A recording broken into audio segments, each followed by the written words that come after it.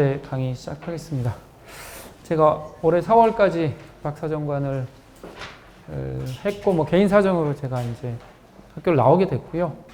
지금은 그냥 이렇게 지자체나 교육청 이쪽에서 이제 좀 강의를 하고 있습니다. 여기 보시면 아시겠지만 이렇게 오늘은 명확하게 고등학교 1, 2학년 학부모님들이신 것 같아요. 그래서 그 1, 2학년 학생들 26, 27이죠. 예. 대입 관련한 이야기를 중심으로 좀 말씀을 드리도록 하겠습니다. 강의를 이제 시작할 텐데요. 올해 입시는 이제 한 가지 화두가 입시를 다 잡아먹었죠. 뭔지는 아시죠?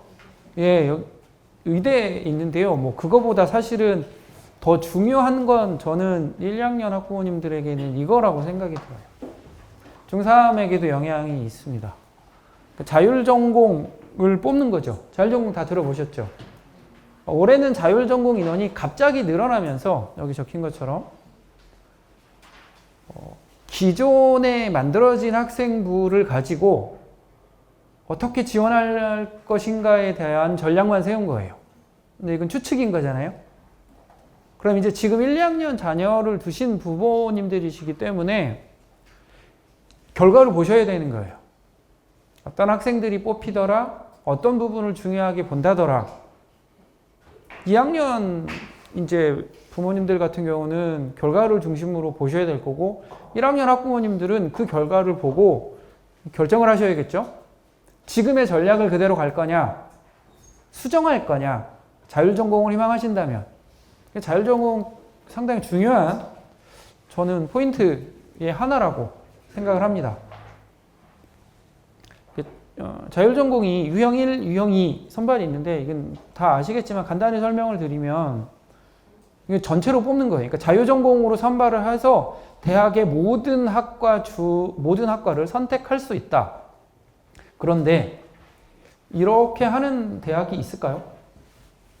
아니 모든 학과를 다 열까요? 안 여는 학과 첫 번째 어딜까요? 예, 열 수 없죠. 이렇게 열 수 없는 학과들은 뺄 거예요. 네, 그 학과들을 제외하고 나머지 학과들은 그냥 입학하면 학과를 선택한다는 겁니다. 이렇게는 올해는 정시를 많이 하고 있는 것 같고요. 유형 2의 경우는 조금 달라요. 보시면 인문계열, 자연계열, 그러니까 즉 대학에서 이렇게 선발합니다라고 공지를 해서 선발을 하고 나면 들어와서 갈 수 있는 학과들이 정해져 있는 거예요. 대표적으로 올해 성대가 굉장히 환영받는 대학이었던 것 같아요. 자율전공을 준비하는 학생들이, 올해 고3들이 성대를 굉장히 많이, 근데 성대 모집형으로 보시면 자율전공이지만 학과를 지정해 놨습니다. 그러니까 A, B, C, D, E 5개의 학과를 선택할 수 있다. 예. 대학이 이 학과를 묶는 데는 또 그 나름대로의 이유들이 있겠죠. 제가 생각하기엔 비슷한 학문, 비슷한 공부를 하는 학과들끼리 묶어서 여기는 쉽게 말하면 통으로 뽑아도 괜찮을 것이다 라고 이야기를 하는 거예요. 그래서 사실은 유형 1보다 유형 2가 학종에 좀 가깝고 유형 1은 정시 혹은 교과로 선발할 확률이 높겠죠. 자율전공 사실은 처음일 것 같지만 처음이 아닌 건 아시나요? 여기 혹시 99학번이 계실 수도 있을 것 같아요. 네. 99학번이 학부제로 선발했던 거 혹시 기억하시나요? 네. 제가 99학번보다는 나이가 많습니다. 제 후배들 일이라서 정확히 기억하고 있어요. 전 이제 국어 공부를 했습니다. 국문과를 다녔는데요. 학부제로 뽑으니까 1학년 학생들이 다 어느 학과를 갈까요? 국문과는 아니었는데 철학과도 있었어요. 철학과 혹시 몇 명 갔을까요? 제가 봤을 때 그때 문과대학이 정원이 그래도 50명씩 7개, 8개 학과만 해도 300명, 350명은 되거든요. 이 인원들이 철학과를 몇 명 택했는지 혹시 예측하실 수 있겠어요? 99년도에? 그러니까 99학번이니까 99년도죠. 2명 택했어요. 그게 제가 말씀드리고 싶은 2번입니다. 사실 자율전공이 갖는 이상적인 취지는 고등학교에서 아직 진로를 명확하게 결정짓지 못한 아이들이 대학에 와서 공부를 하면서 너의 적성에 맞는 학과를 택한 다음에 공부를 할 수 있어. 굉장히 바람직하죠. 그런데 이 이면이 있을 것 같습니다. 선택받지 못하는 학과들이 생겨나는 거예요. 이걸 대학의 본부 혹은 관리자들은 반길까요? 혹은 싫어할까요? 싫어할 거라고 생각하시나요? 굉장히 이렇게 마음이 넓으시. 대학에 살아남으려면 학생이 많아야 되잖아요. 학생 수가 줄어듭니다. 그런데 교원 수는 많을까요? 적을까요? 대학에 사업을 되려면 교원 수가 굉장히 많아야 돼요. 교수의 수가. 그럼 어떻게 될까요? 근데 이게 좀 줄이고 싶으면 마음대로 줄일 수 있나요? 그럴 수 없잖아요. 예. 그런데 아마 제가 말씀드렸잖아요. 철학과 2명 선택했다고. 예. 제 99학번 후배들은 그 뒤 아마 그 다음엔가 1년인가 2년 뒤에 바로 없어졌거든요. 학부제가. 그런데 지금은 없어질 것 같진 않아요. 대세가 된 것 같아요. 사회적인 여러 가지 상황과 맞물려서. 그러면 자연스럽게 대학의 인원이 줄고 교수들도 줄어들고 학과에 굉장히 통폐합이 생길 것 같아요. 현장에서 이런 얘기들 합니다. 이상적 의미는 밖에서 찾는 것이고 그 안은 좀 다를 수 있어요. 대학의 내부는 어쨌든 그런 상황들, 자연스러운 이런 표현 써도 되는지 모르지만 구조조정? 대학 본부가 힘들이지 않아도 자연스럽게 구조조정이 되는 거예요. 어떤 전형을 선택하느냐에 따라. 그래서 자율전공은 반발하는 총장님들이 한 분도 안 계셨을걸요? 대부분 입시 바뀌어서 뭔가 불만 있으면 이야기를 하시는데 안 하시더라고요. 이거는 뭐 조금 재미삼아. 유형 1 제가 말씀을 드렸죠. 유형 1은 통으로 선발했는데 모든 학과를 쫙 열어놓는다. 몇 개 빼고. 그러면 정시에 많이 뽑습니다. 올해. 왜 정시에 자율전공을 많이 뽑을까요? 점수로 뽑으면 비슷한 점수의 아이들이 학과를 선택해 간다면 큰 문제가 없을 거야. 이게 상식적으로 맞죠. 그런데 이게 조건이 하나 있어요. 진짜로 비슷한 점수대 아이들이 입학을 해야 한다는 거예요. 비슷한 점수의 학생들이 입학하는 대학이 몇 개나 될까요? 우리나라에. 생각 안 해보셨죠? 입결을 잘 들여다보시면 그 대학의 모든 학과의 입결이 다 평균치에 근접하지 않아요. 서울대만 들어도 서울대 농대하고 서울대 제일 센 학과하고 갖다 놓으면 점수 차이가 납니까? 안 납니까? 나죠? 예. 이젠 이게 좀 영향을 줄 겁니다. 그런데 이제 몇 명을 뽑느냐의 문제거든요, 정시로. 정시는 걸려있는 게 많아요. 난이도. 선택도 2개, 가나다고는 3개밖에 없잖아요. 정시로 자율전공을 가려고 준비하는 학생들이 혹시 있다면 이건 아마 굉장한 눈치 싸움, 사교육에서 굉장한 홍보를 할 거예요. 예측을 굉장히 많이 해야 되잖아요. 200명만 뽑아도 엄청난 거잖아요. 한 개군에서 200명을 뽑으면 어떠실 것 같아요? 장난 아닌 거죠. 올해 그런 대학들이 꽤 있습니다. 그런 대학들 입시 결과를 좀 보셔야 될 필요가 있겠다. 그런데 정시도 바뀔 것 같긴 한데 이 부분은 2, 3년 뒤에 나타나야 되는데 아마 내년, 내후년 갑자기 나타날 수도 있겠죠. 입시가 이제는 올해 이후로는 매년 바뀔 수도 있어요. 원래는 안 됩니다. 3년 예고제. 정시 학생부가 좀 많이 반영되기 시작하는 부분이 있다. 이 부분이 변수가 될 것 같고요. 2022 교육과정은 학생 선택, 과목이 많아지는 건 다 아실 건데 이러면서 제 예측은 유형 1은 선발 인원이 줄어들 것 같고요. 통으로 뽑긴 힘들어지고 유형 2로 넘어갈 확률이 많다. 이 말씀을 드리는 거고, 혹시 유형 2는 좀 보시면 좋을 것 같아요. 수시는 거의 교과하고 학종이죠. 지금 제가 오늘 주로 말씀드릴 전형은 수시, 그러니까 교과하고 학종이거든요. 이제 이런 이야기가 있더라고요. 이제 유형이, 그러니까 즉 자율전공을 뽑으면 진로나 전공보다 학업이 우수해야 한다라고 이야기를 한다. 올해 이런 거죠. 자율전공을 선택하는 아이들의 특징, 학종으로 뽑는 대학. 교과는 수도권은 없으니까요. 그러니까 학종에서 자율전공을 쓰려 하는 아이들이 어떠한 성향, 어떠한 성격을 가지고 있는 서류를 가지고 있느냐라고 봤을 때 제 추측은 그러니까 아마 많은 경우가 이런 것 같은데요. 내신이 좋고 목표 없이 아무거나 했거나 진로가 정해지지 않았을 경우일 거예요. 그런데 전 이 부분을 조금 걱정하는 사람이에요. 학종에서는 내신만 좋다고 뽑지 않을 확률이 있어요. 예, 특히 제가 여기 적어놨죠. 유형이는 단과대학, 아까 성대 말씀드렸잖아요. 비슷한 공부를 해야 되는 학과들을 묶어놨는데 전혀 다른 공부를 한 아이가 내신이 좋다고 지원하면 과연 그 대학이 그 학생을 우수하다고 평가할 거냐 말 거냐, 이게 화두라고 봐요. 그래서 결과를 지켜보셔야 되는 거예요. 어떤 서류를 갖고 있을 때 자율전공을 선택하는 게 유리한 거냐, 이걸 좀 보셔야 될 필요가 있겠고요. 예.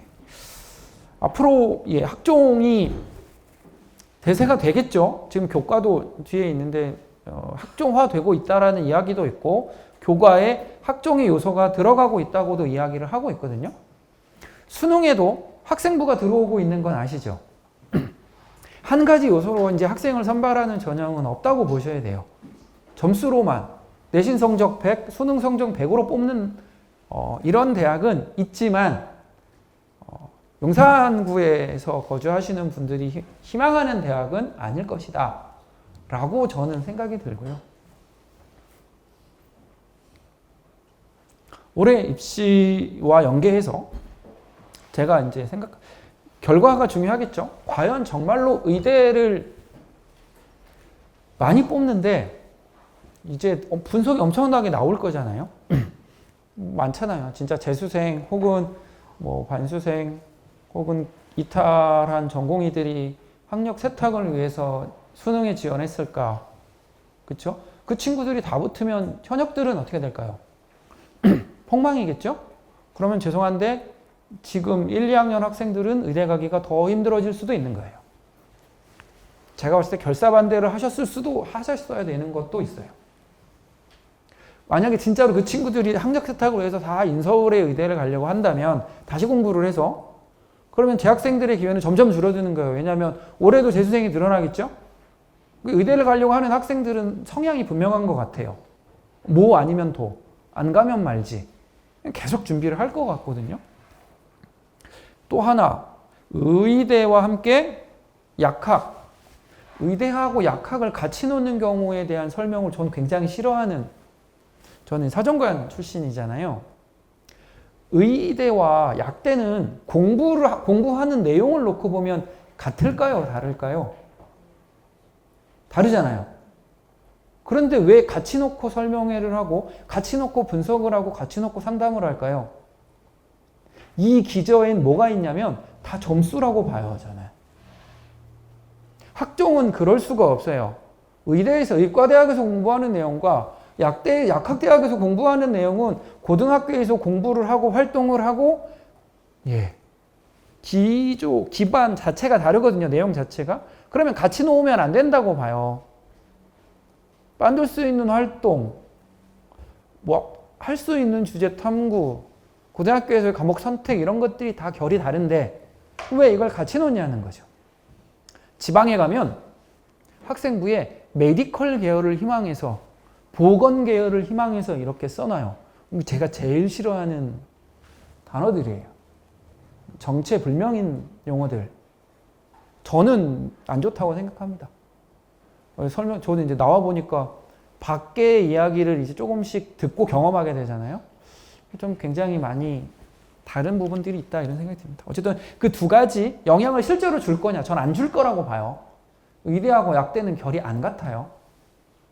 근데 약학대학, 화학공학과, 바이오의학과 이런 공학과 생명과 화학을 같이 배우는 이러한 유형의 학과들의 입결은 영향을 줄 수도 있어요. 의대랑은 관련이 없을 거고요. 아예 따로 봐야 된다고 저는 생각을 하고, 그래서 그런 부분들은 입시 결과를 좀 지켜봐야 될 것 같고요. 자율전공 말씀드렸고, 뭐 이건 다 아실 거예요. 면접 늘어날 것 같아요. 요즘 화두는, 그러니까 점수로만 뽑지 않는다라고 하는 건 점수를 신뢰하지 못한다라는 얘기가 되거든요. 예. 그래서 자꾸 뭐가 늘어날 겁니다. 근데 여기서 제일 안타까운 게 저는 하나 있는데, 뒤에도 있을 건데, 자기소개서가 없어진 게 제일 안타까워요. 예. 근데 죄송스럽게도 자기소개서를 없어지게 만든 장본인들이 누굴까요? 부모님들이세요. 예. 그 이제 힘듦과 아픔을 자녀들이 다시 갖고 가는 거예요. 저는 그때도 그 얘기했어요. 이거 없어지는 건 아이들이 안 좋을 거. 아이들이 자기 얘기를 할 수 있는 창구와 도구와 서류는 1도 없습니다, 지금. 이거는 뭐 그냥 이렇게 보시면 될 것 같고, 이제 전형, 오늘 제가 말씀드릴 건 이제 위에 2개인데요. 수시, 예, 교과 종합, 학생부 위주 전형이라고 불리죠. 이 교과 전형은 제가 생각하는 화두는 정성평가, 즉, 뒤에 이제 자세히 있습니다. 이 내신 성적으로만 평가하는 부분에서 이 학종에서 이야기하는 서류 평가의 요소가 그 교과 전형으로 넘어오고 있어요. 그래서 교과 더하기 서류 이렇게 평가하는 대학들이 꽤 있고, 이건 대학들이 어떻게 할 것인가에 대해 굉장히 심도 있게 연구를 하거나 고민을 하는 것 같아요. 활용 방안에 대해서. 이거는 내년에 바뀔 수 있는 겁니다. 모집 인원, 근데 세부적인 전형 방법은 바꿀 수 있거든요. 전형 요소는 모집 요강을 공지하기 전까지는 충분히 바꿀 수 있는 부분이기 때문에 이 부분은 결과를 좀 지켜보시면 좋겠고, 학종 다 이게 이제 많이 이제 정보들이 많아서 아실 텐데, 과목 선택이라고 하는 부분이 얼마나 중요해지는지 계속 중요해지고, 이 과목 선택이 사실은 정시 교과에도 다 활용이 돼요. 근데 이 과목 선택이 왜 중요한지, 이거 어떻게 활용해야 하고 어떻게 해야 하는지에 대해서는 아직 조금 이 생각들, 가지고 계신 생각들이나 지식들이 조금 다른 것 같아요. 여러 분들이 이야기는 하시는데 방향이 조금씩 다른 것 같고요. 그래서 이 부분에 대해서도 제가 말씀을 드릴 거고, 탐구활동, 교과 연계 탐구활동, 즉 수업과 연계된 탐구활동이거든요. 근데 이게 이제 이런 말도 있잖아. 주제 탐구 활동. 그러면 잘 보셔야 돼요. 주제 탐구 활동 다 하고 계실 거예요. 그러면 하고 계시는 주제 탐구 활동이 즉 교과와 연계가 되느냐, 교과와 관련이 있느냐를 보셔야 되는데, 제가 지금까지 봐온 주제 탐구 활동의 대부분은 다 교과와 관련이 없어요. 기록되어 있는 세특의 그 과목과 관련이 굉장히 없거나, 무엇하고 관련이 있나요?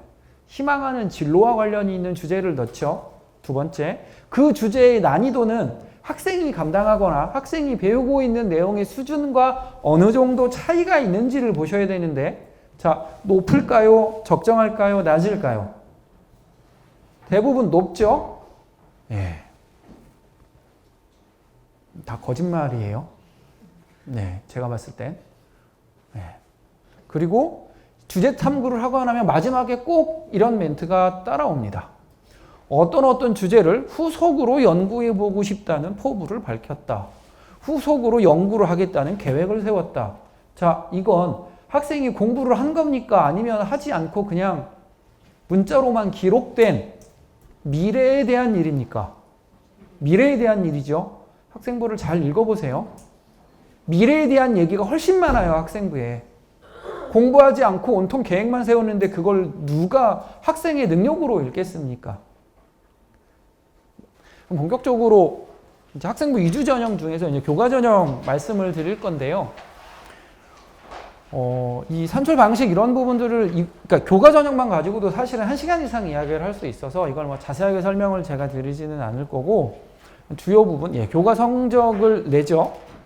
그러니까 반영 비율, 등급간 점수, 뭐 이런 용어들은 천천히 알아가시면 될 것 같고, 수능 최저 학력 기준이 사실은 대입에서 굉장히 중요한 역할을 하게 되죠. 그래서 상담을 하면 느낍니다. 수능을 잘하면, 그러니까 이런 거예요. 내신이 2등급이고 2합 5만 수능 최저를 맞출 수만 있으면 학종 교과 골라서 서울에 있는 희망하시는 대학들에 아마 하나는 갈 거예요. 최고 수준은 어려워도 내신 2등급에 2합 5. 그런데 내신 2등급이 안 될까요? 수능 최저 2합 5가 안 될까요? 수능 최저 2합 5가 안 돼요. 2합 5도 사실은 높은 편은 아니거든요. 더 높은 데 가려면 다르잖아요. 3합 7, 뭐 2. 왜냐면 한 과목이 더 들어가는 건 엄청 빡세지는 거잖아요. 아이들이 그만큼 공부를 안 한다고 합니다. 대학 가기 어려운 게 아니라 이게 대학의 데이터나 분석이 이렇게 밖에서 막 이렇게 많은 정보들이 있다 보니 아이들이 더 공부를 안 하는 것 같다는 이야기를 학교 선생님들은 하세요. 공부를 해야 되는데 아예 공부를 안 하죠. 내신도 쉽게 주고 있고. 그래서 수능 최저를 서울 쪽은 대부분 다니시니까 이거를 해두면 좋죠.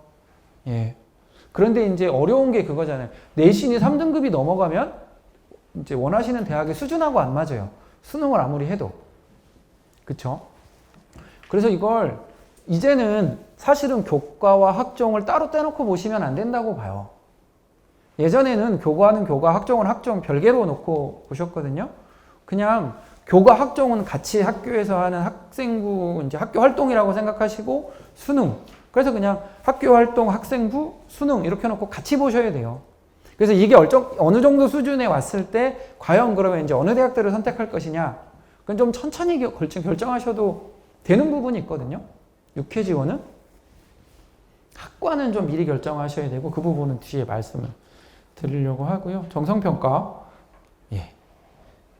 이런 지원 자격이나 이런 부분은 제가 뒤에 모집요강 간단히 말씀을 드릴 때 말씀을 드릴 거고요.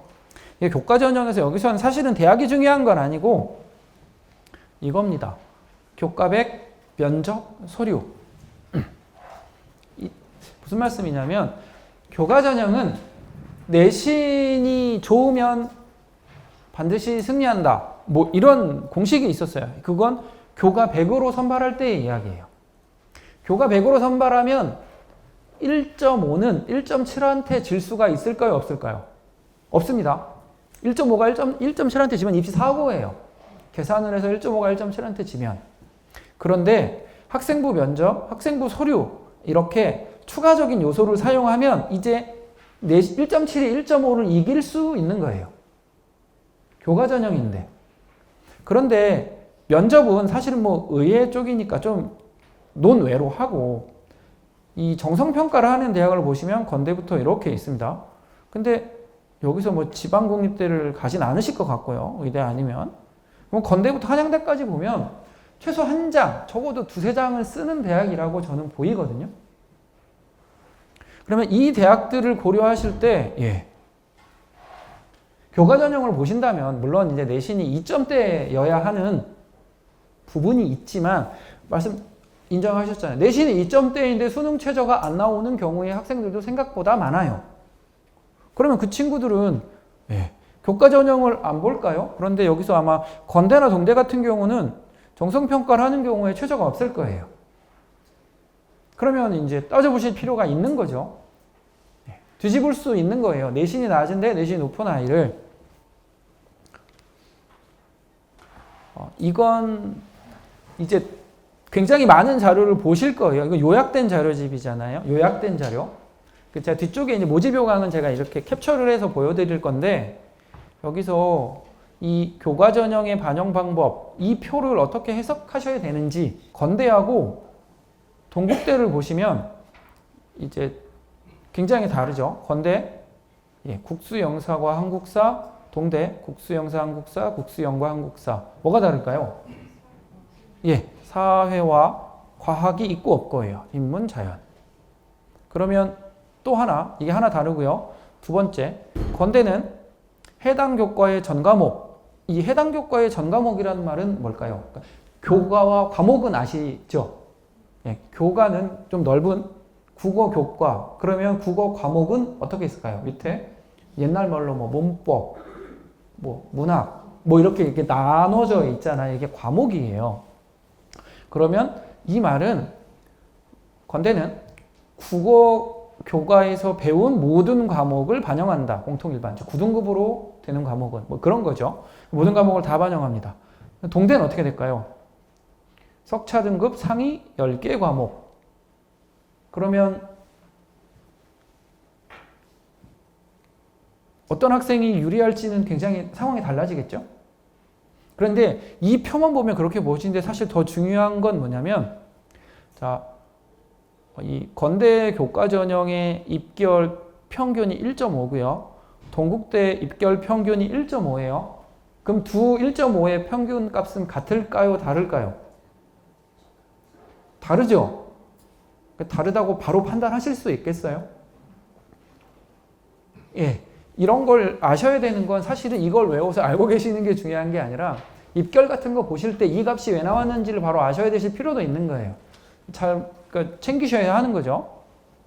예. 그리고 여기 보면 이제 정성평가를 하는 대학은 비교과, 즉 진로 선택을 정성평가로 놓고 모두 다 반영을 합니다. 그런데 이렇게 뭐 예를 들면 경인교대가 있고요. 뭐 광운대도 있는데 진로 선택을 반영하는 경우에 이 말은 경인교대 같은 경우는 A를 받으면 A, B, C로 받는 건 아시죠? A는 1등급이다, B는 3등급이다, C는 5등급이다 라고 지정하는 거예요. 그래서 뭐 이렇게 평가한다 라고 보시면 될 것 같고요. 이제 교과 정성평가 고대부터 위쪽에 보시면 되는데 이게 내년엔 바뀔 수도 있지만 이게 건대랑 동대만 보시면 돼요. 지금 막 대학을 선정해서 이걸 열심히 분석하실 건 아니잖아요. 정성평가가 뭐고 어떤 부분을 중심으로 보셔야 되고 이런 부분에 대한 부분을 말씀을 드리는 거기 때문에 건대 보시면 학업 역량, 진로 역량 이렇게 되어 있습니다. 그리고 성취도, 학업 태도, 교과 이수, 노력, 성취도. 자, 건대에서 정성평가로 평가하는 이 내용은 자, 학생부, 제가 이제 구분을 드릴게요. 교과 학습 발달 상황은 숫자만 나와 있는 항목이에요. 아시죠? 등급, 원점수, 평균, 표준 편차, 뭐 이수, 자수, 단위수. 세부 능력 및 특기 사항은 글자로 나와 있죠. 문자예요. 그러면 건대에서 평가하는 부분은 숫자로 평가가 가능할까요? 아니면 글자로 평가가 가능할까요? 아니면 둘 다 읽는 게 좋을까요? 이게 지금 대학들의 고민이고 굉장히 중요한 부분이 되는 거예요. 근데 건대는 교과학습 발달 사항만 평가합니다 라고 얘기를 한 것 같아요. 그래서 동대를 보시면 평가 기준이에요. 정성평가의 기준. 학교생활 충실도, 학업 역량, 전공 적합성, 인성 및 사회성이 있어요. 인성 및 사회성은 교과학습 및 발달 상황, 즉 숫자만으로 평가할 수 있을까요? 없겠죠. 그러면 동대는 일단 학생부 전체를 읽거나 세트까지 읽겠죠. 근데 아마 조심스럽게 추측이지만 동대는 아마 학생부를 다 읽고 평가하는 것 같아요. 그러니까 평가의 자료가 어디까지이냐, 정성평가를 어떻게 하느냐, 요소가 무엇이냐가 30%를 차지하는 겁니다. 30%면 300점이에요. 그러니까 이 300점이 내신에 얼만큼을 뒤집느냐가 정성평가의 굉장히 중요한 영역이 되는 거죠.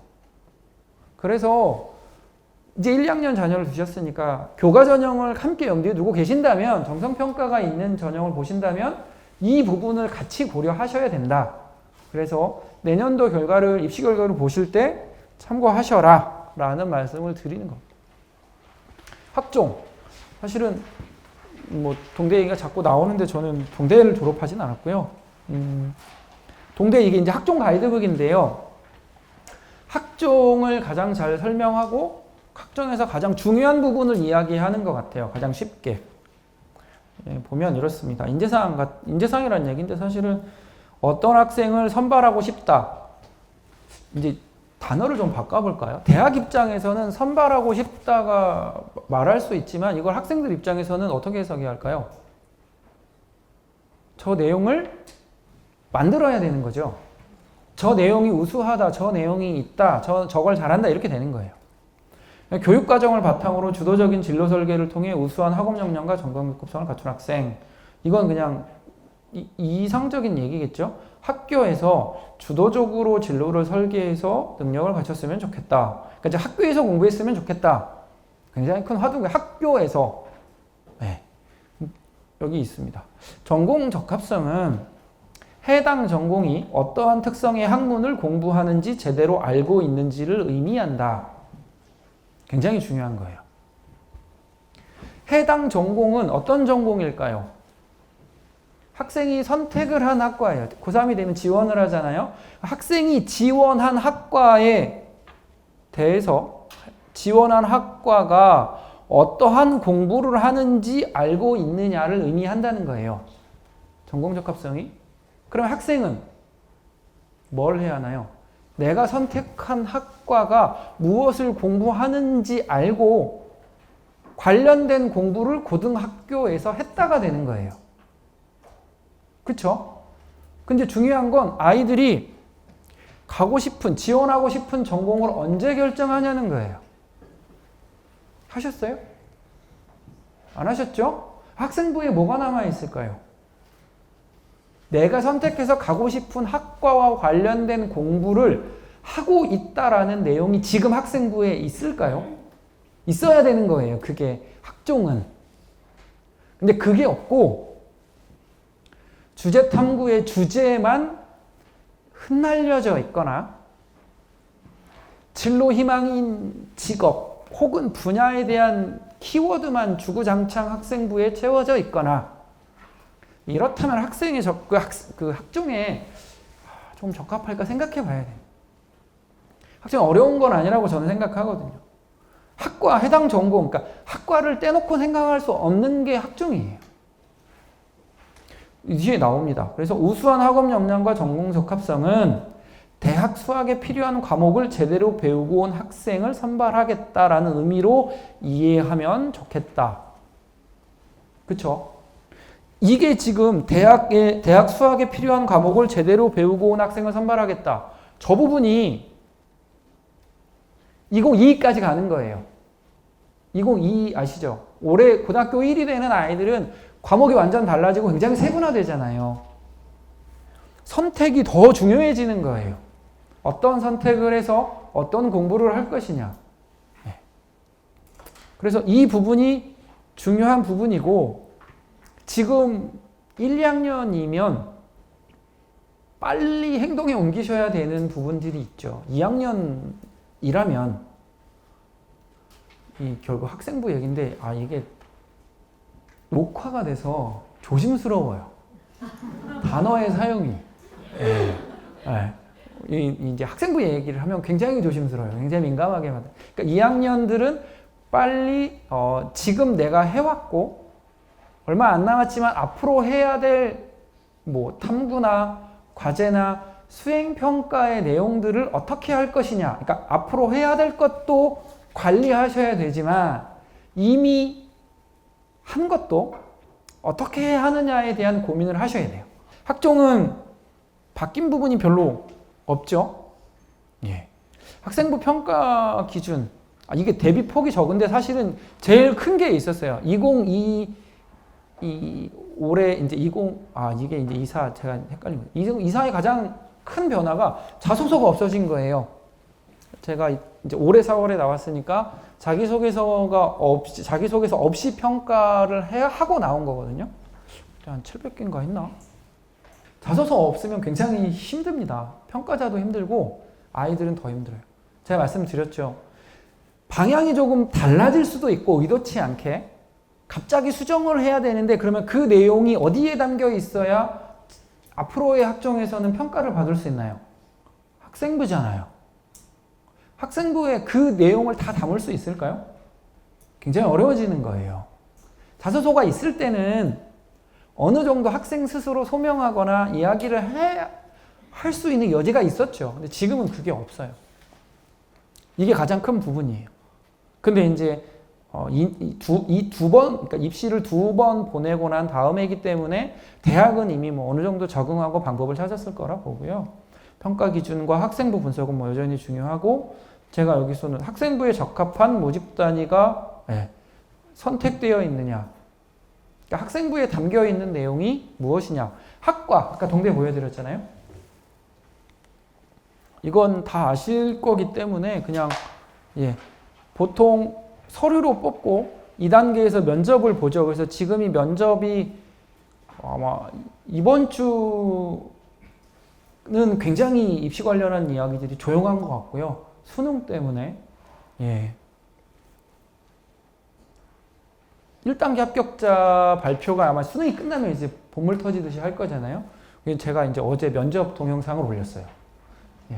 근데 잘 안 보더라고요, 아직은. 네. 면접이 있다. 뭐 이렇게 다양하게 있는 부분 중요한데 사실은 제가 나와서 좀 힘줘서 말씀드리고 있는 부분은 이런 부분이에요. 이게 이제 예전 말로 인문 계열인 거예요. 지금은 인문 자연 구분이 없는 건 아시죠? 그런데 이제 이해하기 편하시라고 그렇게 구분을 하는 겁니다. 제가 예전에 인문 계열을 이렇게 1번부터 5번으로 나눴는데 이렇게 구분한 이유가 혹시 뭘까요? 제 질문엔 항상 답이 같아요. 공부하는 내용이 비슷한 것들끼리 묶어 놔봤어요. 제 기준에서.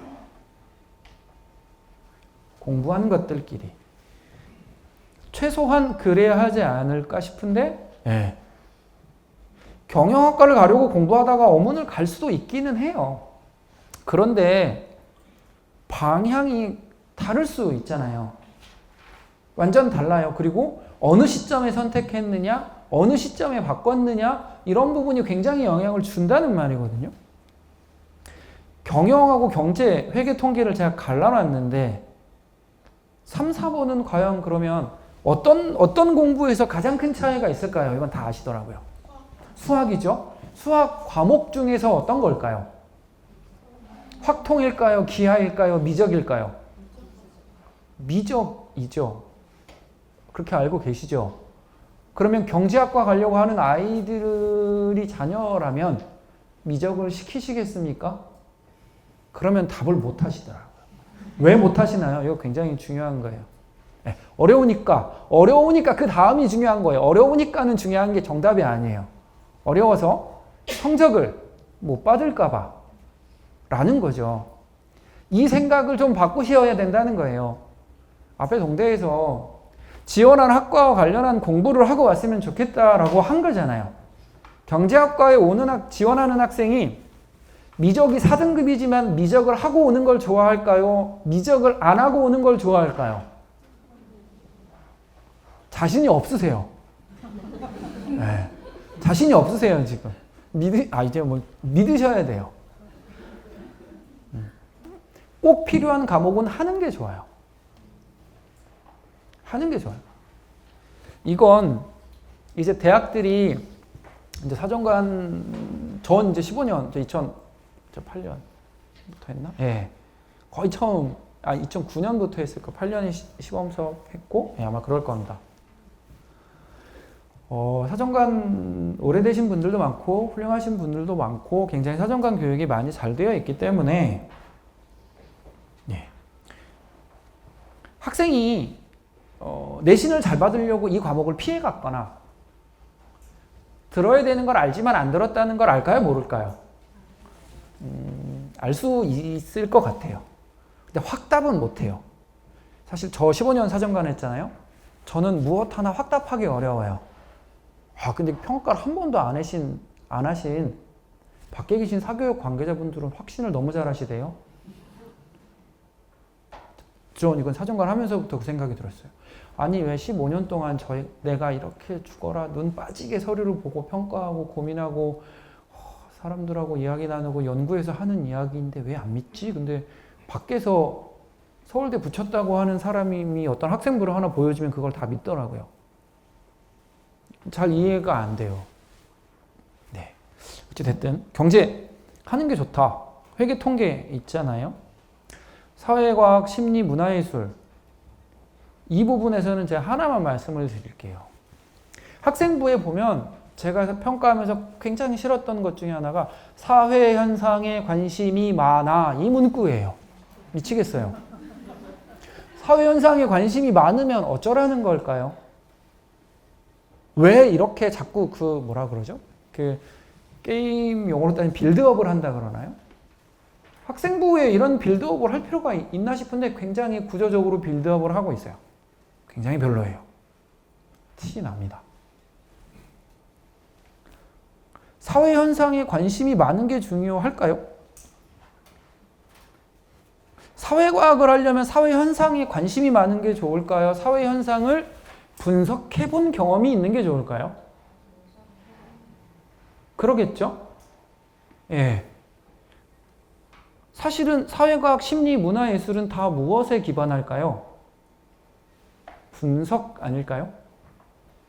예. 그리고 관점. 예를 들면 정치외교학과, 사학과, 심리학과, 법학과 다 모두 사회현상을 다루지만 그 학과들은 그 현상을 바라보는 관점이나 공부를 해야 되는 내용이 조금씩 달라질 수 있거든요. 그런데 지금은 그런 고민이 되어 있는 학생부 기록은 거의 없는 것 같아요. 오로지 주제 그 자체로 남아 있어요. 학생부에서도 주제 그 자체만을 보여주는 기록에 너무 집중하시고 계시고, 부모님들이 그걸 원하시면 학교 선생님들은 아이들과 이야기를 하다가도 뭐 어느 순간 놓게 될 수 있다고 생각이 들어요. 이걸 학교 탓을 하는 학부모님들도 많이 계신데 저는 아니라고 봐요. 부모님들의 영향 분명히 있어요. 관심이 많아서 제가 제일 싫어하는 이야기다. 뭐 이렇게 말씀드리고, 이건 이제 흔히 자연계열이라고 불리우는, 제가 의학, 수의학, 약학 아까 말씀드렸잖아요. 공부하는 학생부로 따지면 선택해서 공부를 해야 되는 과목이 조금 다르고, 그쵸? 선택해야 되는 과목이 다르고, 주제 탐구를 해야 한다면 그 주제 탐구를 해야 되는 주제의 영역도 결이 다르다고 생각해요, 저는 완전히. 그런데 이걸 같이 갖다 놓고 입시를 준비하고 입시 결과를 분석하는 것 자체가 굉장히 넌센스라고 저는 봐요. 메디컬 계열, 저 학생들이 이렇게 얘기하면 막 혼내거든요. 잘못 알고 있는 거잖아요. 본인이 알고 있는 개념 자체가. 화학, 생명, 이렇게 식품, 제가 이렇게 써놨었는데 올해 희한하게 식품 쪽이 경쟁률이 대박이 났더라고요. 네. 이건 제가 이제 일례로 이런 거예요. 화학, 생명과학, 물리를 공부했어요. 물리 1, 뭐 화학 1, 2, 생명과학 1, 2. 그러면 뭐 화학 계열, 화학공학, 신소재 쪽은 아니겠죠? 네. 화학공학, 생명공학, 식품공학 다 갈 수 있어요. 그러면 입결은 어디가 높을까요? 화학공학, 생명공학, 식품공학. 화학이 높겠죠? 네, 이렇게 갈 거예요. 그러면 상담을 하신다면 학과를 선택해주면 여기를 이야기하면 좋아하시는데 식품공학 얘기하면 낯빛이 바뀌세요. 네, 낯빛이 바뀌. 근데 그런 상황에 제가 이제 이런 얘기를 해봤어요. 이제 그 비비고 아시죠? 음식연구원이 지금은 엄청 핫하잖아요. 식품공학과 나오면 그런 데 가는 거 아닐까요? 그렇죠? 여기 화장품은 없지만 제가 그 모 프로그램에서 그 출연자가 서울대 약대를 나왔어요. 네. 근데 이분이 다니는 직장이 어딘지 아세요? 네, 아모레퍼시픽. 혹시 이럴 수 있을 거라고 생각을 하셨나요? 못 하셨죠? 약대 나오면 약대만 간다고 생각하시지 않나요? 약사? 그러지 않으시면 다행한 건데 문제는 그렇게 알고 계시는데 아이들 입시 준비를 어떻게 시키시느냐는 다른 거예요. 내가 알고 있는 거와 그렇게 준비시키시는 건 완전히 다른 영역이잖아요. 네. 약대를 가야 된다 그러면 약 얘기만 하겠죠? 제가 제일 싫어요. 근데 약대 가는 아이들이 화학 얘기를 할까요? 생명과학 얘기를 할까요? 생명과학 얘기를 하죠. 그럼 물화생지 있으면 어떤 과목이 제일 어려워요? 아이들이 어려워합니까? 물리, 두 번째 화학이죠? 그럼 어려운 과목을 잘하는 게 좋지 않을까요? 그리고 이 제가 봤을 때는 전 이제 문학 공부했지만 이 생명 현상을 이해하는 건 결국은 화학이나 물리를 이용해서 어떻게 그 다음 단계까지 나아가느냐가 직업의 분야를 결정하는 것 같아요. 근데 아이들은 그냥 생명과학 하나 가지고 다 퉁쳐요. 굉장히 다른 거예요, 결이. 학종에서 보여주는 결은 굉장히 달라야 되는 거예요. 어떤 과목을 선택해서 어떤 걸 공부했느냐. 네. 그럼 이제 다 아시잖아요. 이 식품공학을 나와서 그러면 약 쪽을 갈 수 없을까요? 갈 수 있겠죠. 같은 개념이에요. 잘하면. 왜냐하면 식품공학에서도 물리, 화학, 생명과학, 제가 말씀을 드리잖아요. 요새는 식품 중에 그런 것도 그러니까 뭐 사실은 의약품이 아직 식품은 없잖아요. 근데 건강기능식품 뭐 이런 부분들도 있고 화장품도 약품으로 인정받는 경우도 있죠. 의약품. 예, 아마 그러니까 아모레퍼시픽에서도 그런 약학을 연구하신 분이 필요하겠죠. 굉장히 이제 다양화되기 때문에 어떤 과를 가느냐. 뭐 저 같으면 이 세 개의 학과를 같이 품고 있는 대학이 있다면 점수 낮은 여기를 가는 게 낫지 않을까요? 하고 다녔는데 올해 그 전까지 안 그랬거든요. 올해 갑자기 이게 터지더라고요. 신기하더라고요. 입결을 봐야겠는데 도망갈 거예요. 네, 안전빵으로 넣겠죠. 네, 상위권대학 썼다가 뭐 그런 거겠죠. 뭐 밖에 계신 분 그러지 않았을까요? 의대 있으니까 최상위권 빠졌으니까 야, 좀 질러가지고 약대 여기 써보고 그래도 안전빵으로 식품 쪽으로 하나 넣자 그래서 대학 내렸겠죠. 네. 안 될 것 같기도 하고 저는 어쨌든 그런 경쟁률의 현상은 그렇게 나온 것 같고요. 8번 통계 소프트웨어 AI 건축. 이 8번은 좀 다른 것 같아요. 이 8번의 학과는 물화생지로 설명이 될까요? 자연계열인데 물화생지로 설명이 안 되는 학과들도 있어요. 자연계열은. 그럼 이 친구들은 어떤 과목을 선택해서 공부를 하는 게 좋을까요? 수학은 다 걸립니다. 수학 잘하면 저도 수학할 걸 그랬어요. 수학 강사들이 그렇게 네. 저도 수학을 하고 입시를 했으면 더 뭔가 이렇게 국어를 하고 입시를 했더니 네, 쉽지 않네요. 수학은 다 걸립니다. 그럼 여기는 뭘까요? 이도저도 없이 양쪽에 다 걸려야 된다는 얘기예요. 그러니까 문과일 수도 있고 이과일 수도 있는 거예요. 사실은 이런 학과들, 인문도 있거든요. 이런 학과들이 과목 선택을 굉장히 잘해야 하는 학과들일 거예요. 건축학과를 가려고 하는 친구들 여기 있을 거예요. 자녀를 둔 부모님들. 그럼 건축학과를 가려고 하는 친구들이 인문사회 과목을 조금 더 들으면 안 되나요? 과학을 좀 줄이고? 필요한 부분일 수 있어요. 건축 설계를 할 수 있잖아요. 근데 건축학과를 제가 예전에 평가했을 때 굉장히 짜증나는 게 물리 세특을 보면 다 무슨 얘기를 하냐면 그렇게 교량 이야기를 합니다. 논리 법칙 이야기를 하려고 그럼 질문을 드리면 답을 맞추실 거예요. 자, 교량은 토목과 건축 어느 쪽에 가까울까요? 다 맞추세요. 근데 왜 건축학과 가려고 하는 아이들의 물리 세특에 그렇게 교량 얘기가 있을까? 자, 지구과학이 있습니다. 지구과학엔 무엇이 나올까요? 그렇게 내진 설계를 써놔요. 지진 이야기를 합니다. 그래서 내진 설계에 관심이 많아서 자기가 내진 설계가 어떻게 되어 있는 건물을 막 얘기가 되어 있어요. 그럼 똑같은 질문입니다. 이 내진 설계도 토목에 가까울까요? 건축에 가까울까요? 그렇게 생각하시죠. 이게 굉장히 쉽지만 아주 명확한 예잖아요. 내가 가고 싶은 학과가 있으면 그 학과와 관련된 공부를 한 내용이 학생부에 있어야 한다. 예. 그런데 지금 이것이 틀어져 있고 어긋나 있는 경우가 너무나 많다가 제가 드리고 싶은 이야기. 즉, 이 설계를 굉장히 잘하는 게 중요하다. 지금 1학년들 혹시 자녀시라면 학생부에서 학과를 안 정하셨다면 저는 과감히 안 쓰셔도 된다고 생각이 들어요. 아직 확실하지 않으시다면. 지금 확정되지 않은 상태의 어설픈 내용들이 기록되어 있을 때 2학년이 되고 3학년이 되면 발목을 잡게 되거나 굉장히 후회하실 수 있는 거예요. 일관성, 적합성 굉장히 좋은 용어고 중요한 부분이지만 그건 그 부분이 만들어지거나 아니면 명확함을 갖고 있거나 진짜 길을 굉장히 잘 세웠을 때 되는 거거든요. 1학년 때 그 부분을 명확히 하지 않아도 큰 문제가 아닐 수 있어요. 2학년이 돼서는 학종을 염두에 두고 있다면 그때는 방향을 잡아야겠죠. 네. 학생부 이야기를 잠깐 드리겠습니다.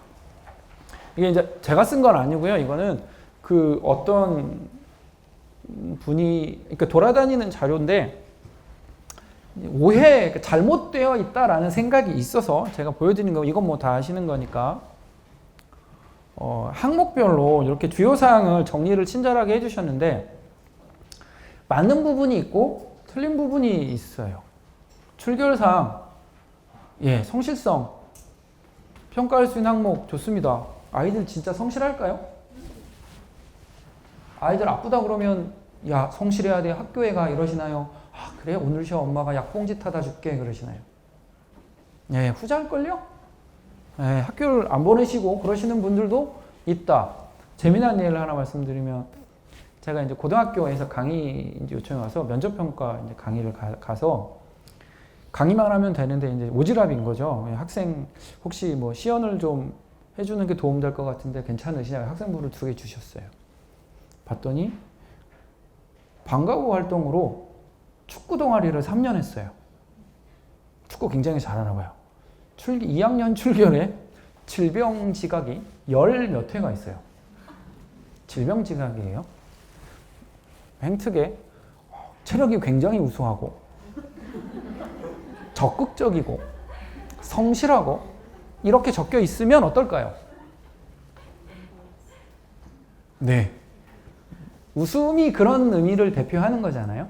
굳이 콕 찍어서 뭐라고 이야기를 하지 않더라도 네. 중요한 부분이 될 수 있습니다. 저는 병지각을 개인적으로는 병지각을 유심 있게 보는 스타일이긴 해요. 이었어. 왜냐하면 병지각이 많은 아이들은 제가 확인하고 싶은 건 첫 번째, 진짜 몸이 약한가? 그런 경우는 거의 없다. 병지각이 많으면 두 번째, 이제 성적을 좀 봤던 때가 있어요. 성적? 예전에 수상이 있을 땐 수상. 굉장히 많고, 대회가 굉장히 많고, 뭐, 이렇게, 이제, 뭐, 적극적이다라는 얘기가 많으면, 욕심이 많을 확률이 있다. 네. 뭐, 이렇게 쭉 갖다 놔요. 그런데 이제 행특에 선생님이 뭐, 성실하다, 뭐, 이 정도로 되어 있으면, 얘는 정말로, 직권만 하는, 욕심 많은 애구나, 뭐, 이렇게 판단을 내릴 수도 있는 거죠. 네. 출결사항.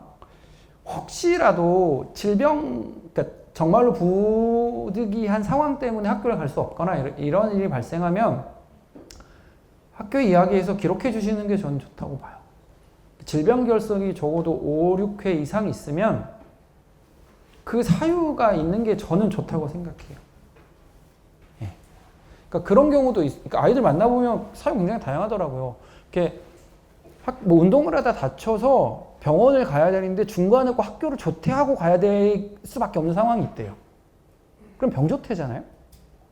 그런데 기타에 아무것도 없으면 병조퇴가 막 20몇 번 있으면 야, 너 이거 왜 그냥 땡땡이 친 거야? 이러겠죠? 학생부 어디에도 그런 내용들은 확인할 수가 없어요.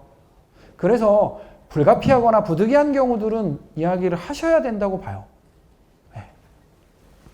저는 무단지각 질문하시는 분들도 많은데 저 평가할 때는 무단결석은 뭐 한두 번 정도는 그냥 뭐 질풍노도의 시기에 그럴 수 있겠지. 전 이유 없이 학교 안 가는 아이들은 크게 신경 안 썼어요. 한두 번은. 근데 이제 질병이 많은 건 본인이 혼자 하기 어려워요. 부모님의 도움과 방법과 요령을 아는 거기 때문에 뭐 몇 가지 제가 뭐 그렇게 확인했던 방법이고요.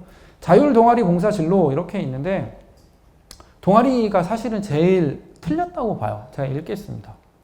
학생의 관심 분야를 파악하고 활동 범위, 개인의 역할 및 성과를 통해 학생의 탐구 역량, 전공 적합성, 발전 가능성, 인성을 확인할 수 있다. 가능할까요? 혹시 자녀분들의 동아리 활동 읽어보셨어요? 이게 확인되던가요? 전 1도 확인할 수 없다. 1도. 확인하려면 굉장히 동아리 활동을 잘 써야 되는데 기록을 그러지 않습니다. 근데 학생의 관심 분야는 확인이 가능하고요. 이 관심 분야와 관련한 활동하는 과정에서 그 아이가 어떠한 특성이 있는지를 확인할 수는 있어요. 저는 붉은색이 바뀌어야 된다고 봐요. 여긴 삭제가 돼야 되고. 동아리 활동은 이런 겁니다. 동아리 활동에서 활동하는 내용이 수업 시간에 배우는 내용보다 지식적인, 지적인 수준이 높은 게 맞다고 생각하시나요? 아니라고 생각하시나요? 학교 교육계획서 자체에 그렇게 안 돼 있을 거예요. 동아리가 수업의 내용의 수준보다 높으면 말이 안 되죠. 그럼 다 동아리 활동하면 되잖아요. 수업을 들을 이유가 없는 거죠. 그러니까 지금 동아리 활동에 너무 힘을 빡 주고 계셔서 저는 이게 힘을 빨리 빼야 된다라고 주장하고 다니는 어떤 분들은 싫어하실 수 있어요. 밖에 이제 오래 하셨던 분들은. 근데 그럴 수 없어요. 안 맞아요. 요즘 트렌드는 동아리 활동에 활동하는 내용과 수업 시간에 학생이 뭐 수행하거나 탐구하는 내용 혹은 선생님들이 수업하는 내용이 연결되는 것, 이 부분이 학종을 굉장히 공부하고 계시는 학교나 선생님들이 지금 추구하는 방향일 거예요. 여기 주제로만 남는 건 굉장히 좋지 않을 확률이 있다. 봉사활동은 저는 사실 진로활동이 제일 중요한데 이 부분은 좀 이렇게 학생의 관심사를 잘 보여줄 수 있는 중요한 영역. 사실은 진로활동은 어떻게 활동을 계획하고 구성하고 기록되느냐에 따라 이 부분이 이쪽으로 넘어오는 건 굉장히 구성을 잘하면 가능할 수도 있습니다. 그런데 굉장히 위험한 선택을 하셔야 되는 거예요. 탐구 역량이나 전공 적합성을 보여준다는 건 한 번의 기록으로 되지 않습니다. 일관성이 한 번으로 나올 수 있는 걸까요? 부모님들이 그렇게 3년간 연속된 걸 좋아하시는 이유가 뭐예요? 그걸 하려면 3년간 비슷하거나 관련 있거나 내용이 심화되거나 하는 내용을 여기 써야 되는데 그게 만들어지려면 뭐가 정해져 있어야 되는 걸까요? 학과가 정해져 있어야죠. 어떤 학과에 가서 무엇을 공부할 건지가 명확하지 않은 상태에서 적합하지 않은 방법을 쓰고 계시는 거예요. 예. 잘 설계하셔야 되는 거죠. 그러니까 처음에 해야 될 것들을 하지 않고 기술적인 방법만 갖다가 학교 생활을 계획하시는 경우들이 굉장히 많은 것 같아서 고민이 좀 됩니다. 여기는 좀 사용한 용어는 다르지만 교과학습 발달 상황이 중요한 건 너무 다 잘 아시겠고 행특은 저는 이야기를 안 하거든요. 이 학교 선생님들과 제가 그래도 긴 시간 맺어온 인연이 있어서 이거는 선생님들의 영역이라 제발 부모님들이 건들지 않으셨으면 좋겠다. 독서는 여기 있습니다. 대입 전형 자료로 미제공된다. 그렇습니다. 그런데 세특 동아리 활동 전반에 연계된다. 굉장히 중요한 이야기라고 봐요. 이 이야기는 저는 이렇게 말씀을 드리고 싶어요. 책을 많이 읽는 게 좋을까요? 필요한 한두 권을 정확히 제대로 읽는 게 중요할까요? 네. 근데 학생부를 보시면 아이들은 많이 읽었다고 기록이 되나요? 한두 권을 제대로 읽었다고 기록이 되나요? 네. 다 제 질문에 답은 아주 잘 맞추시는데 만들어져 있는 내용은 다 조금씩 다른 쪽으로 가고 있는 것 같아요. 예, 정의란 무엇인가와 이기적인 유전자는 올해도 아마 그럴 거예요. 학생부의 단골 손님. 제가 한번 기록을, 정의란 무엇인가를 읽고라고 기록이 됐습니다. 그러면 이 표현은 그 책을, 정의란 무엇인가를 처음부터 끝까지 다 읽었다는 의미일까요? 그 부분에 얼만큼만 읽었다는 의미일까요? 다 읽었다라고 표현하신 게 맞죠? 그렇죠? 그런데 왜 다 안 읽었는데 다 읽었다라고 쓸까요? 이 부분을 생각을 좀 바꾸시면 좋을 것 같다는 생각이 들어요. 선생님들한테도 말씀을 드리는 부분인데 고등학생이 정의란 무엇인가를 다 읽는다? 저는 사실 거의 불가능한 일이라고 봐요. 불가능한 일이라고 봐요. 이기적인 유전자 마찬가지예요. 이기적인 유전자의 한 챕터에 10장이라도 정확히 읽고 그 의미를 정확히 안다면 굉장히 훌륭할 수 있다고 저는 생각해요. 그러면 그렇게 기록되어야 되지 않느냐는 거예요. 실제로 공부하고 관심 있는 내용이 무엇인지를 구체적으로 쓴다는 건 그런 거거든요. 근데 지금은 통으로 가잖아요. 통으로. 책 한 권을 다 읽었다라고 표현해 놓으니까 면접에서는 너무 뻔한 거 아시죠? 이런 책을 읽었네. 면접을 열심히 준비한 아이는 그 책의 이제 줄거리를 말하죠. 그 책의 줄거리를 말하는 거. 그래? 그러면 여기서 질문 하나 더 들어가면 그 다음이 또 갈리겠죠. 그래? 그러면 그 내용이 너는 무슨 과에 지원했는데 어떻게 활용할 수 있을까? 답할 수 있는 아이, 없는 아이. 이렇게 나오겠죠? 네. 어렵게 하시면 안 되는 것 같아요. 제가 그 부분은 충분히 말씀을 드렸고, 평가 요소는, 모집 요강 이야기가 있어서 빠르게 하겠습니다. 학업 역량, 이게 이제 그 경희대를 비롯한 몇 개 대학에 만든 건데요. 성취도, 태도, 탐구력. 여기서 성취도, 태도, 탐구력 중에 어떤 이 평가 세부 내용, 어떤 세부 내용이 가장 중요하다고 생각하세요? 성취도, 태도, 탐구력. 성취도죠. 그러면 어떠한 세부 내용이 가장 학생이 만들기 어렵고 학생부에 기록하기 어려울까요? 성취도, 태도, 탐구력. 탐구력이죠. 그러면 자, 마지막 질문입니다. 지금 부모님들께서 학생부에 가장 담으려고 노력하는 내용이 뭘까요? 이 세 중에. 제 질문을 쭉 다시 복귀하시면 답이 나오지 않아요? 자, 제일 중요하다고 생각하는 건 성취도인데 제일 어려운 건 탐구력이고, 그런데 학생부에 제일 어려운 걸 기록하려고 가장 애쓰시고 계신 거잖아요. 그렇지 않나요? 예. 이 탐구력도 조금 쉽게 접근하시면 좋겠어요. 예. 그리고 이 탐구력은 앞에 제가 세특 보여드렸죠? 관련 있는 과목에서 보여줘야 돼요. 그러니까 내가 어떤 공부를 할지, 어떤 학과에 갈지를 정하고 어떤 과목을 선택해서 공부할지가 정해지고, 그리고 내용이 나와야 되는 거죠. 이게 같이 고민이 되어야 되는 건데 안 되어 있고 다 따로따로 놀면 조금 어려워집니다. 진로 역량. 두 번째, 여기 보면 전공 계열 관련 이수 노력, 전공 얘기가 계속. 이것도 선택의 문제예요. 어떤 과목을 선택했느냐, 어떤 과목을 선택해서 수강했느냐. 진로 탐색 활동과 경험, 바로 이 부분이 지금 알고 계시는 이제 동아리 활동과 진로 활동, 이런 부분들을 모두 포함하고 있다라고 보시면 되고요. 이 진로 역량도 여기 보시면 자신의 진로와 전공에 관한 탐색 노력, 진로, 전공, 계열, 세 가지 용어를 다 썼잖아요. 세 가지 용어를 다 썼죠? 그런데 이거를 저는 교육과정상 그 보여주는 용어의 통일과 관련한 정도로 보시는 게 좋다고 생각하고, 준비하실 때는 전공, 학과라고 보시는 게 제일 좋습니다.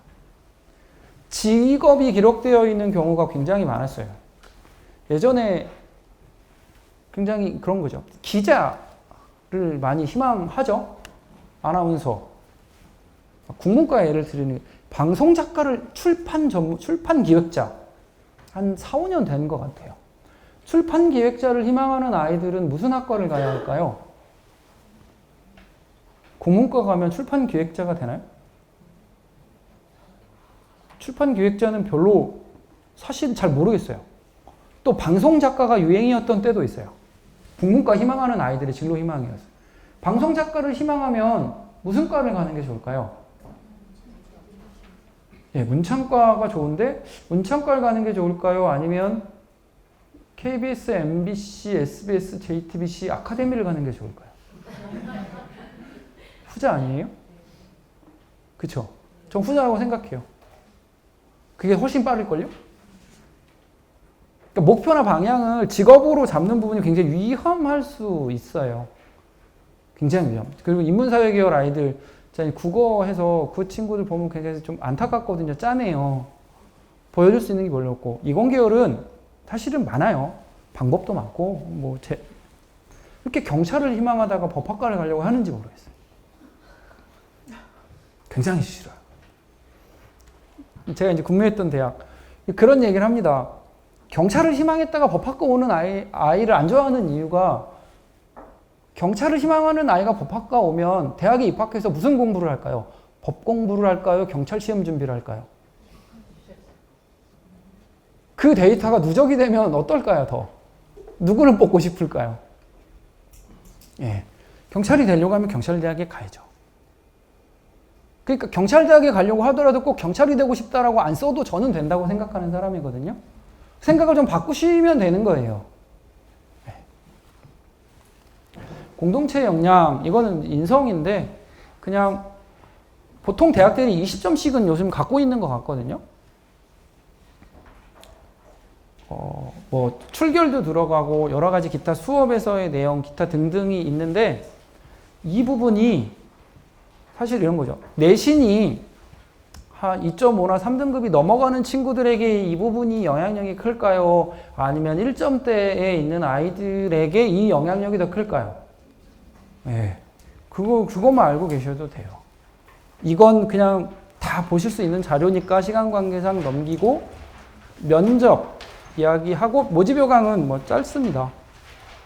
학종 면접에서 문제 주는 면접인데요. 문제 주는 면접은 사실은 답이 있기 때문에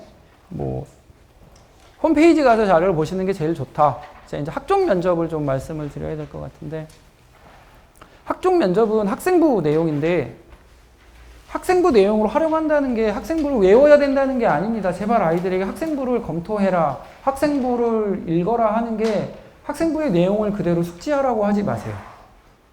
너무 깝깝합니다. 이런 거예요. 야, 동아리 활동에서 무슨 활동했는데 설명을 좀 해봐.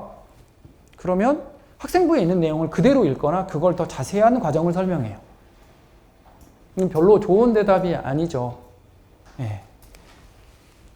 좀 그 부분 좋겠고, 제가 이제 중요하게 말씀드리는 질문은 이런 건 좀 아시면 연습할 때 좋을 것 같아요. 사실 확인 질문은 간단합니다. 책을 예로 들으면 간단해요. 너 국어 시간에 이런 책을 읽었다고 하는데 이 책의 내용을 설명을 해봐. 라고 하는 게 사실 확인이에요. 알고 있냐, 모르냐, 실제로 했냐, 안 했냐, 이런 거죠. 그러면 이제 일반적인 질문이 이게 개방형 질문이라고도 한대요. 답안지가 없는 거예요. 이런 질문이잖아요. 선생님, 어머님들이, 부모님들이 보시는 대학에서 공개한 예시문항이 사실은 다 이런 질문이라고 보시면 돼요. 이런 거잖아요. 우리 학과에 지원하기 위해서 본인이 가장 노력한 활동을 하나만 들어 설명해 보세요. 이건 답이 있어요, 없어요? 없죠?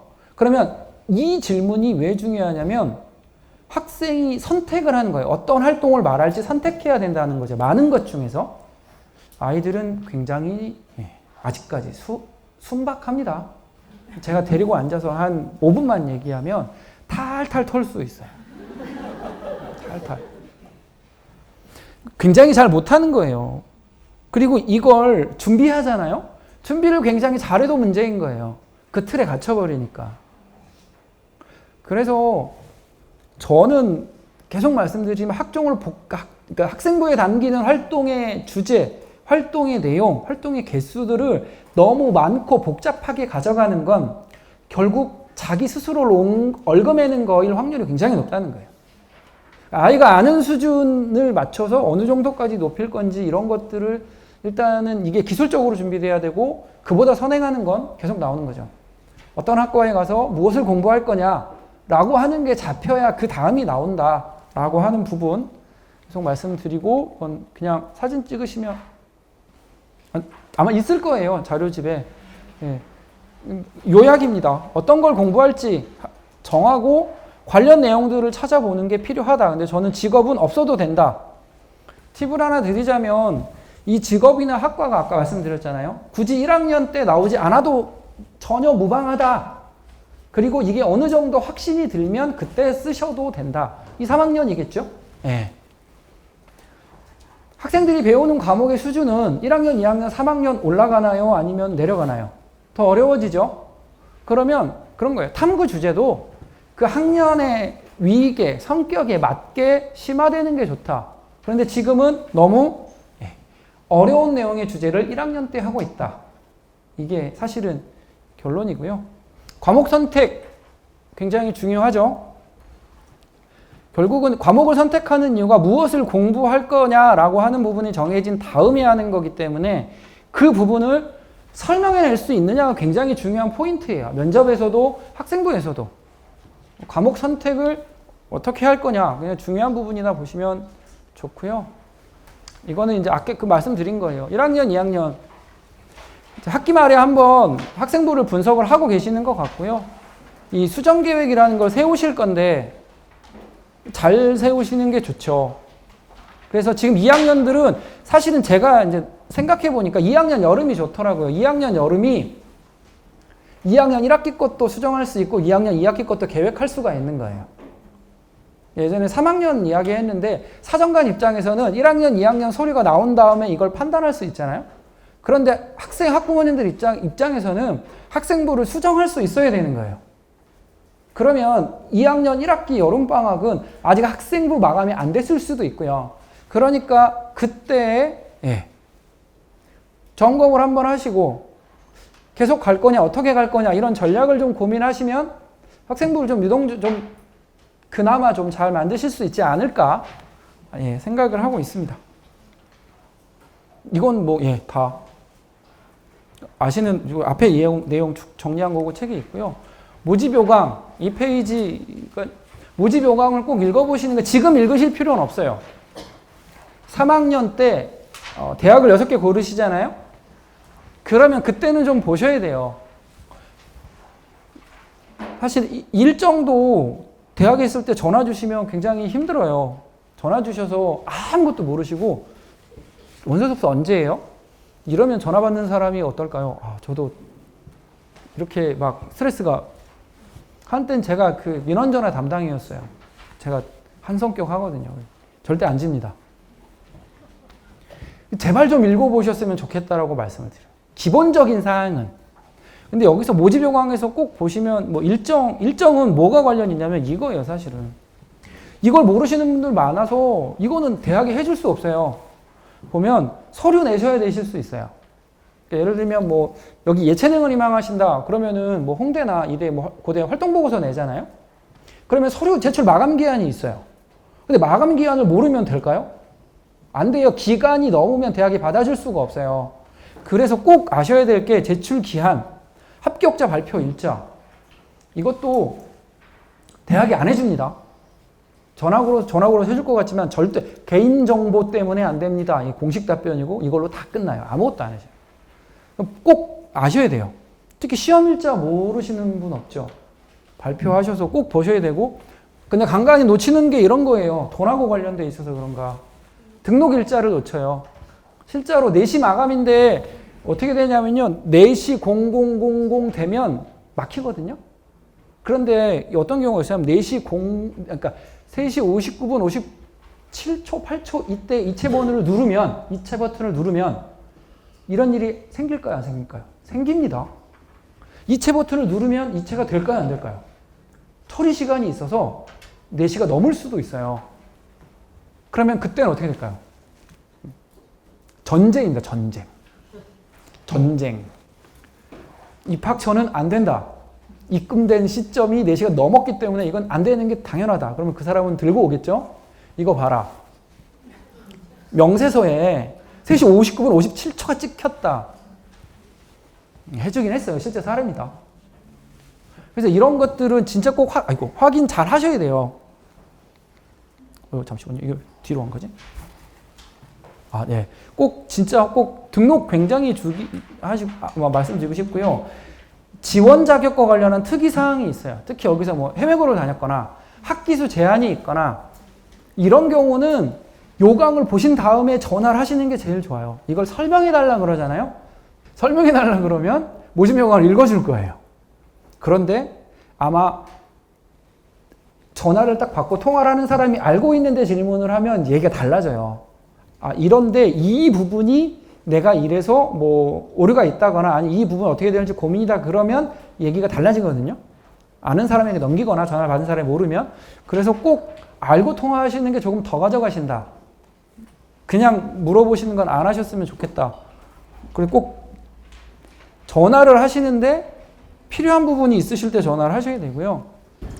이게 이제 지원 자격, 이게 요강은 올인 건데 굉장히 어려운 얘기들이 있어요. 국내 고등학교 졸업 예정자 중 학생부에 5학기 성적이 기재되어 있는 자.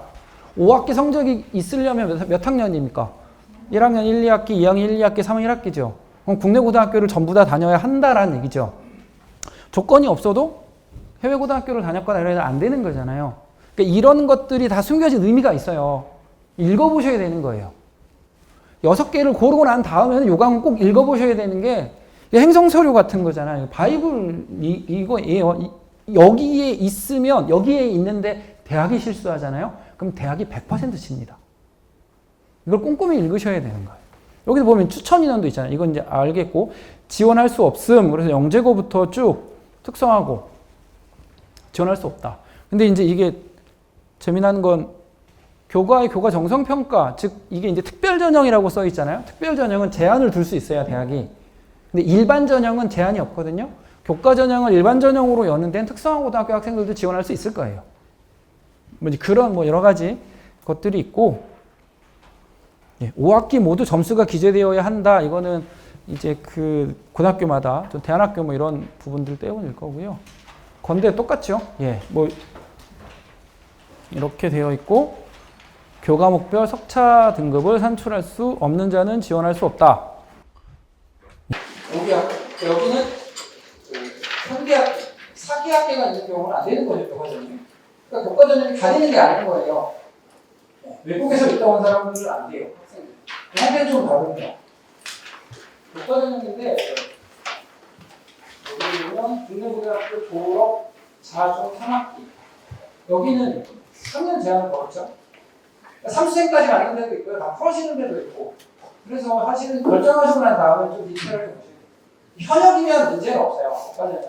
모집용학을 보셔야 되는 이유가 이런 것들이 있고, 학종, 서울대 같은 경우에 추천 인원이 이렇게 있고, 방법, 선생님들이 하시는 건데,